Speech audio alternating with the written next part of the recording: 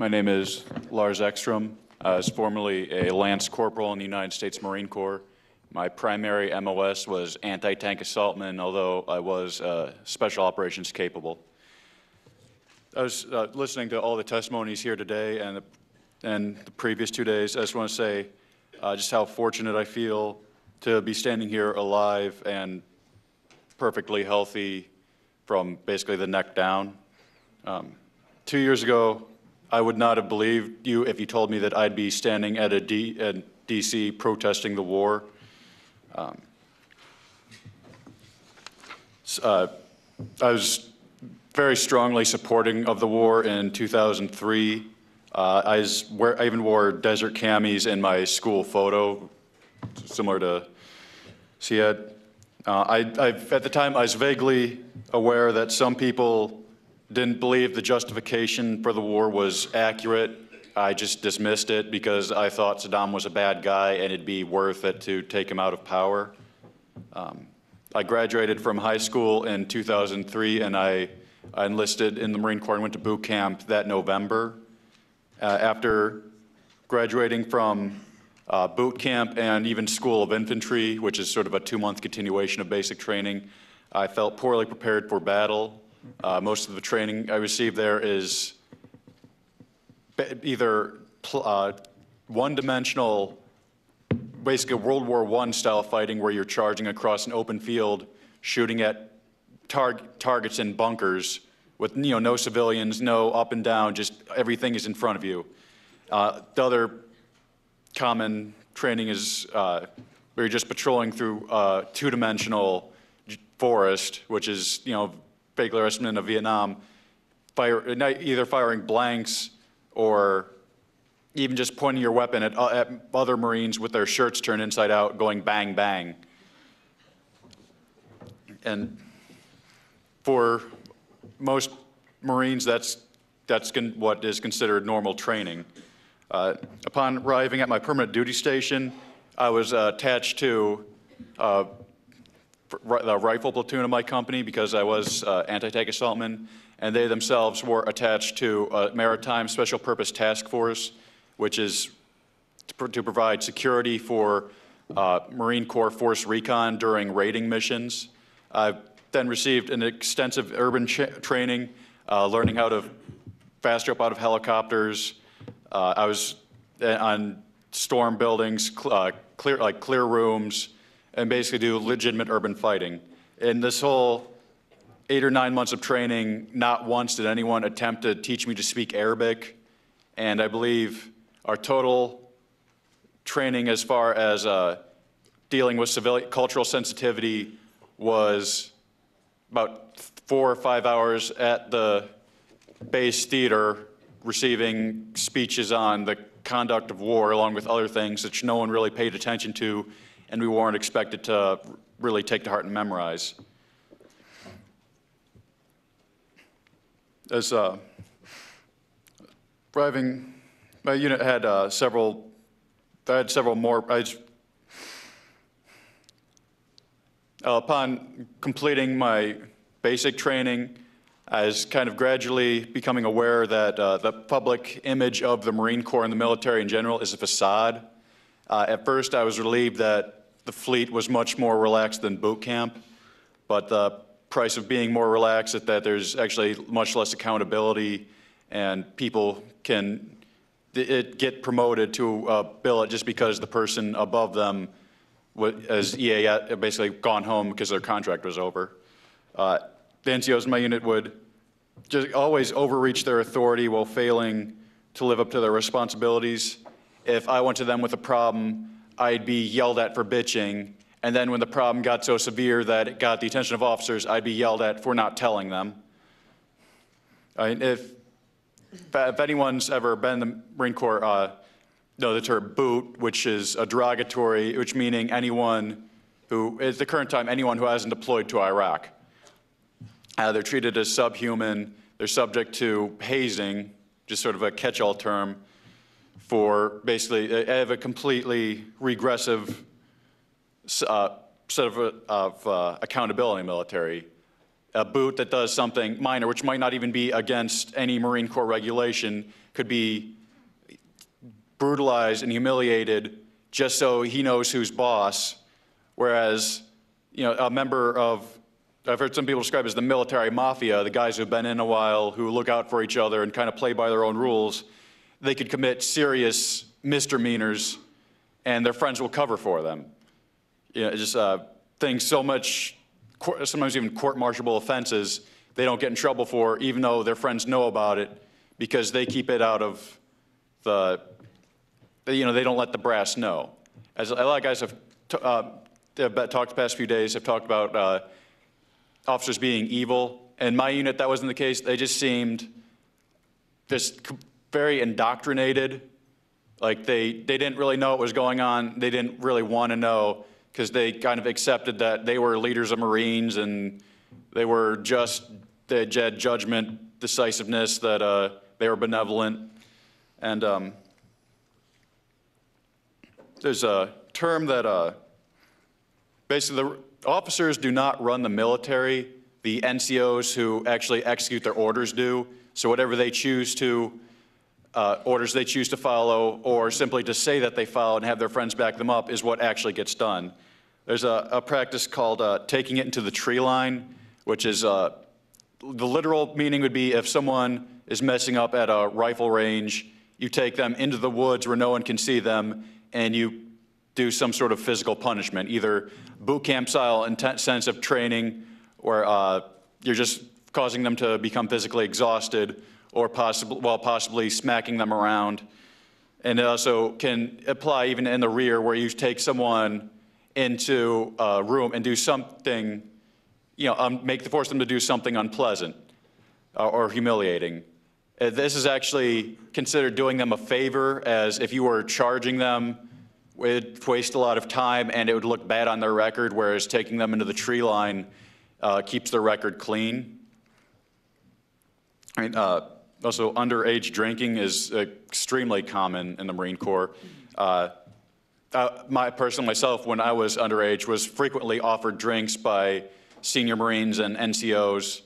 And oddly, several months later, when a couple of Marines had been caught underage drinking and got in trouble for it, all of the NCOs had been offering me beers, days or weeks earlier, were screaming at me and forcing me to do some sort of a extremely long essay that had to be done perfectly and due on Monday, because this would give them a free weekend, whereas would cause me to be occupied for the whole time.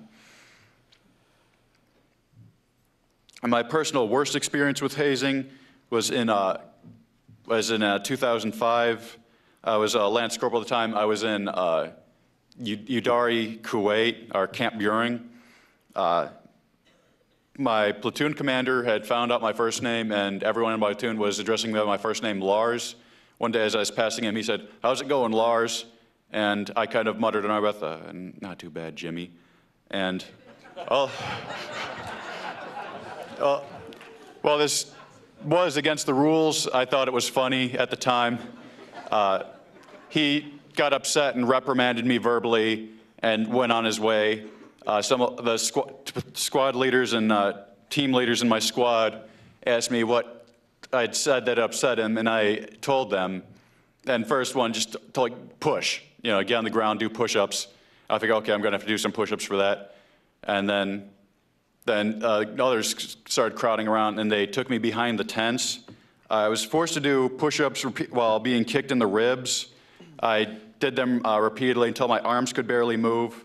I was then forced to low crawl with my face on the ground, and basically low crawling is when you're crawling with your face down. I had sand packed in my eyelids. I had sand caked in blood from my nose. I had cuts all over my face from rocks and things that had scraped my face. After I was thoroughly exhausted, I was forced to do ground fighting with a much larger Marine who was basically throwing me repeatedly face first into the ground. My rifle was taken from me and filled with sand, which I don't know if you've ever fired M16. Having it makes it completely fireable, and we are in the rear area of a war zone at the time.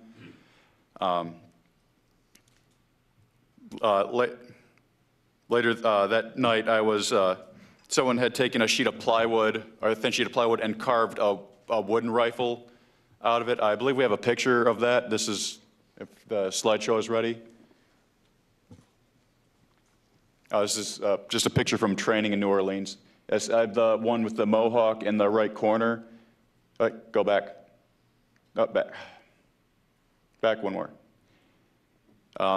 At the time, I didn't see anything wrong with this punishment. I accepted that I had violated the chain of command and that I deserved to be punished.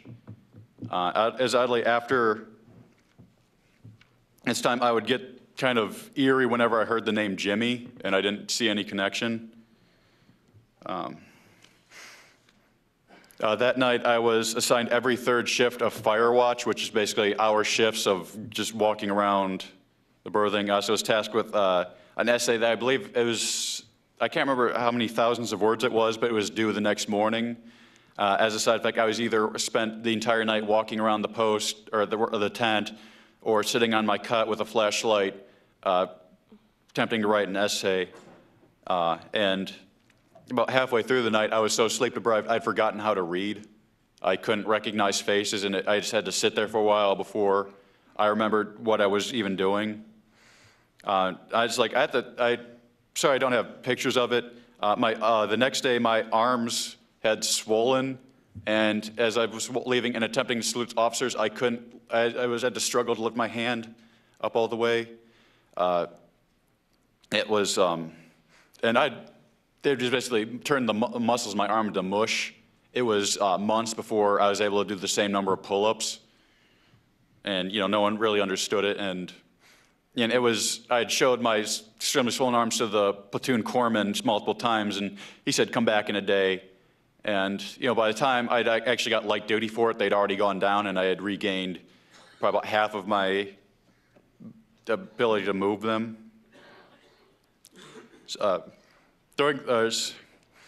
As I said earlier, I was at the beginning of the war, I was very pro-war, and I very strongly believed in the military and what they're saying. Certain events gradually eroded away my faith in the military. It kind of started when I myself was still a boot, and just listening to stories from Iraq war veterans, very reminiscent to what we've been hearing here. It started to question whether our mission was as clear-cut and as the administration had made it seem. Also getting to the point of incompetence in high places. During the whole deployment, a lot of our machine guns and rocket launchers were broken, or at the very least misfired frequently because they were very old. We had informed my chain, we had made it as far as Kuwait when one of the field grade officers had noticed that the front sight had broken off one of the SMAs, and he was furious and demanded we all sign statements explaining who had it when it broke, why did it break, and we just had to calmly explain, sir, it's been broken for the past year. You didn't notice it during pre-deployment inspection because you were concerned that not everyone had sewn name tapes onto their backpacks and flak jackets. And throughout the entire deployment, I never simultaneously had a proper set of night vision equipment. Actually, if we go to the next slide, this is me posing after a live fire range. That weapon is a Mark 153 SMA shoulder-fired multi-purpose assault weapon.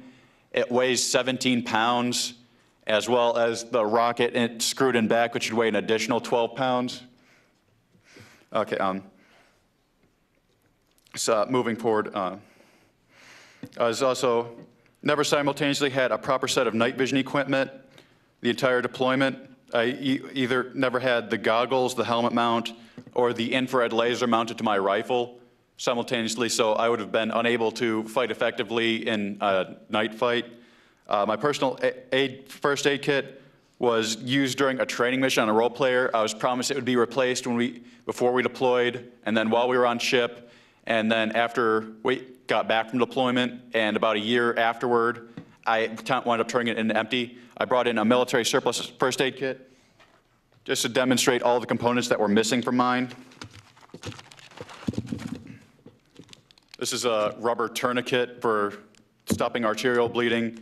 This is Quick Clot. It's a clotting agent you pour in wounds to slow the bleeding, as well as several sterile pressure dressings and bandages. In a sort of a half-assed effort to replace these, I was given unsterile ace bandages and green bandanas, which are really only designed to be used as slings. I was issued a $900 rifle scope without the proper Allen wrench that I'd need to tighten it to the handle of my M16, so it kept falling off. And in its place, I used a $300 holographic sight that I purchased with my own money. Right now, that I loaned that to another Marine who's deploying to Iraq in 4 days. All of the battalion's Humvees were in very poor shape. As about a couple weeks after Donald Rumsfeld was called out for sending troops to Iraq with unarmored Humvees, all of the Humvees in our battalion were up-armored, but they did not upgrade the engines. So you had these very old beater trucks with thousands of pounds of steel bolted to the sides. And when we got them to Kuwait, they were running on dirt roads, maybe going like 10, 20 miles an hour while you're flooring it, overheating. You have to turn on the air conditioner, and then you have to pull to the side. The ship I was on, I believe I've picked next picture.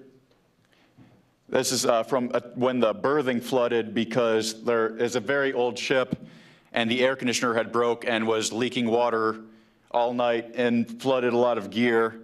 I had to clean up that mess with a towel and a bucket all by myself because no one would help me. The ship would repeatedly break down and would have to go back to the last port, and we'd have to play catch up with the rest of the fleet. Allegedly, because of all the deficiencies were so widespread, my special operations capable unit was used as the theater reserve, while Army National Guardians we came in contact with in Kuwait were being sent north into Iraq. During the deployment shortly after, my unit lost dozens of Marines for failing random drug tests, over half a dozen from my platoon alone. More months after deployment, I developed chronic depression. This after everything had had a chance to sink in, I was just destroyed emotionally. One day I started crying for hours for no reason. It took my unit months to address my request to seek psychological help, thus my depression worsened.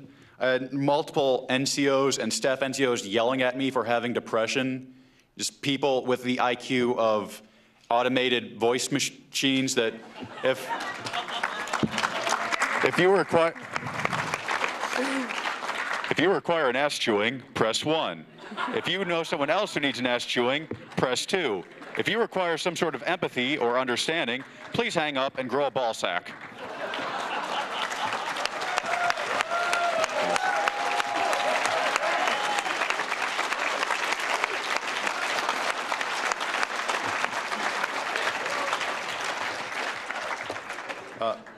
After I had missed several months of training because being on light duty for depression, I was instructed by my first sergeant that I either had to get better or take an administrative separation within 2 weeks. And he refused to transfer me to another occupation even after I'd caught him lying to me multiple times, claiming that there was no place to send me to when the battalion mail clerk was open and I had volunteered for it. Because I know there's no way I was going to become better at the 2 weeks after, at the time I accepted the administrative separation. During the separation process, I missed. Also, I'd like to point out, for the period between my first deployment and the build up to the second deployment, which I just barely missed by a few weeks, I was more afraid of my unit than of the enemy. If I died in Iraq, it was not going to be because, some barely educated Muslim teenager with a weapon he was never shown how to use was able to outsmart me. It's be because some incompetent moron just completely forgot about me, which they do all the time. My separation process was doubled in length because documents were held past their expiration date.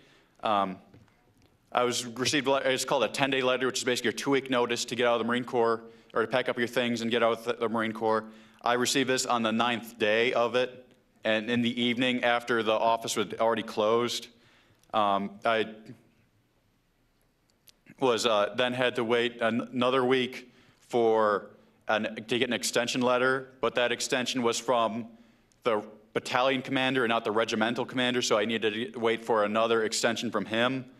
I was then not allowed to ship my stuff home, so I had to give a lot of it away because I was being after I finally the morning I actually received my letter to go home. I was in the field doing a working party, and they had to send someone out to drive me to the rear, and I had to basically get everything done within the next couple hours.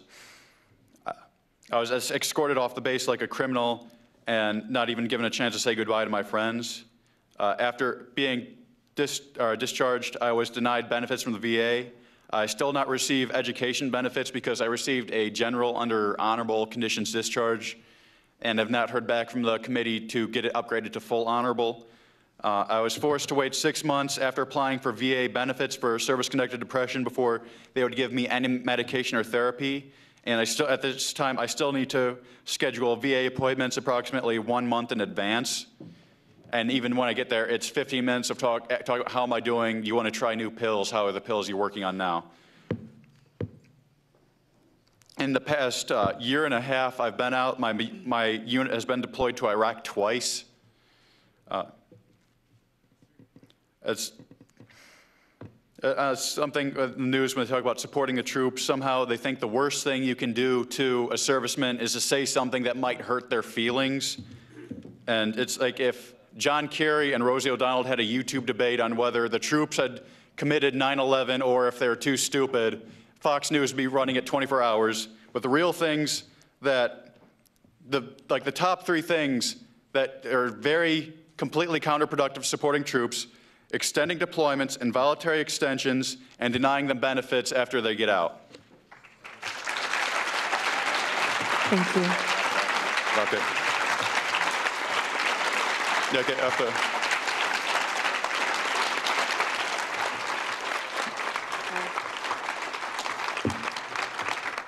Lastly, I just like if the president is watching, the command was uphold and defend the Constitution. Correct yourself.